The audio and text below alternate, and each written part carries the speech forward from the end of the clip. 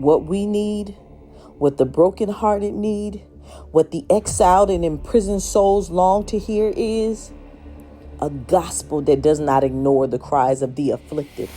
We need a gospel that proclaims liberty to the captives, that binds up the brokenhearted, that speaks courage to the weary and confronts principalities with boldness. We do not need we do not need more moralizing sermons that shame survival tactics while ignoring the context of suffering. Do not tell us about sin in the flesh if you will not speak of sin in the systems. Do not denounce our coping if you will not confront our captivity. Tell us about the God who declares in Isaiah 14 that he will have compassion on Jacob and once again choose Israel and will set them in their own land. Tell us how he will give them rest for sorrow, fear, and hard bondage. Tell us that Babylon, the empire that has made merchandise of souls, shall fall, and the voices of those once silent shall rise in judgment and in song. Tell us about justice. Tell us about freedom. Tell us about Christ.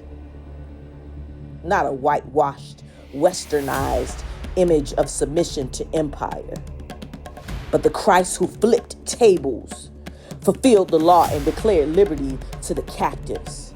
Tell us how to produce fruit in the furnace, how to bear the image of God under pressure, how to walk in the Spirit when our bodies are tired, and how to hope and glory when our backs are against the wall.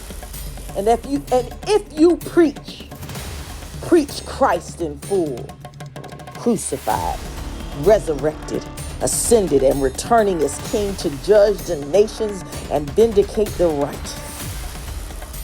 Preach the kingdom that turns the world upside down. Preach transformation that starts within but does not remain confined there. We do not need voices that police appearances. We need voices that prophesy deliverance.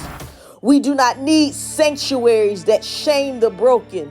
We need temples where the broken are healed and commissioned. So let your words build the inward man.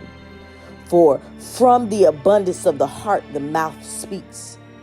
Let your preaching draw us to the righteousness of God, not to the rituals of religion.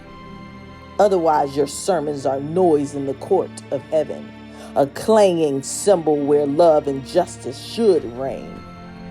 As Amos declared, but let justice roll down like waters and righteousness like an ever-flowing stream. We do not need another sermon about haters or prosperity while the foundations of the world are cracking beneath our feet. Such messages, though they may offer fleeting emotional gratification, are often spiritual opiates. Distractions that numb rather than awaken, that pacify rather than provoke holy action. They inflate the ego while the soul remains starved. They cater to the flesh while injustice festers in the streets and in the systems that govern our daily lives. The kingdom of God is not a motivational seminar cloaked in religious language. It is the inbreaking of divine rule into a fractured world.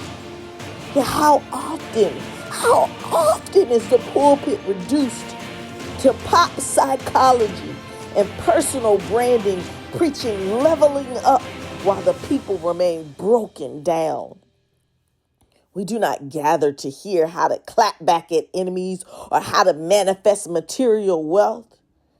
We gather to hear how to stand in the fire without bowing to Babylon. We gather to understand how to